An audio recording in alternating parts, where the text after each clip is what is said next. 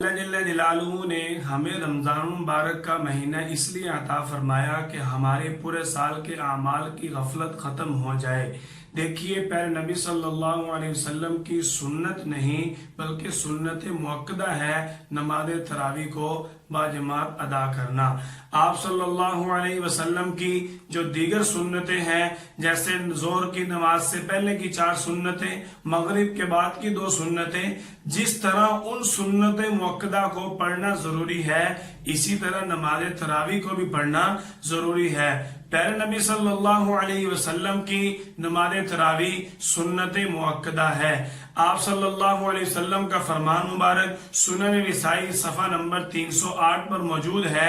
آپ صلی اللہ علیہ وسلم نے فرمایا یقیناً اللہ تعالی نے میری امت پر رمضان کے روزے فرض کیے اور میں نے نماز تراویح اپنی امت کے لیے سنت قرار دی۔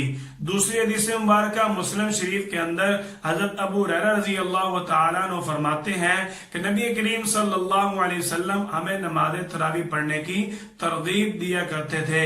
دیکھیے یہ میرے نبی صلی اللہ علیہ وسلم کی سنت مؤکدہ ہے۔ آپ صلی اللہ علیہ وسلم کی محبت کا حاصل ہو جانا یہ میرے اللہ کی دی ہوئی بہت بڑی نعمت ہے۔ آپ صلی اللہ علیہ وسلم کی سنت کو ترک کرنے کے بارے میں مولانا قاری طاہر رحیمی صاحب نے تحفۃ المرات مشکات شریف کی شرح کے اندر لکھا ہے کہ آپ صلی اللہ علیہ وسلم کی سنت کو بطور تحقیر بالکلیہ ترک کر دینا یہ کفر ہے۔ آپ صلی اللہ علیہ وسلم کی سنت کو عام نہ سمجھا جائے۔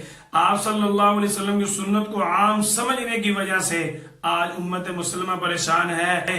اگر آپ صلی اللہ علیہ وسلم کی سنتوں کو عام سمجھو گے تو ہمیشہ کے لیے پریشانیاں مقدر بن جائیں گی۔ آج امت مسلمہ اس لیے مرعوب ہے کہ اپنے نبی صلی اللہ علیہ وسلم کی سنتوں کو ترک کر چکی ہے۔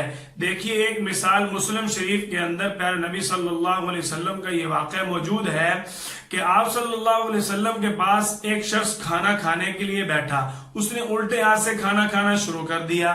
آپ صلی اللہ علیہ وسلم نے اس کو حکم دیا کہ تم سیدھے ہاتھ سے کھانا کھاؤ۔ اس شخص نے بطور تکبر کے آپ صلی اللہ علیہ وسلم سے کہا کہ میں ایسے کیسا کر سکتا ہوں۔ آپ صلی اللہ علیہ وسلم نے فوراً یہ الفاظ فرمائے کہ اللہ کرے تم ایسا کبھی نہ کر سکو۔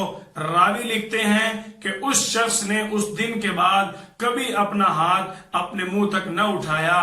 اس دن کے بعد راوی لکھتے ہیں کہ ہمیشہ کے لیے وہ شخص اپنا ہاتھ منہ تک اٹھانے کے لیے عاجز آ گیا۔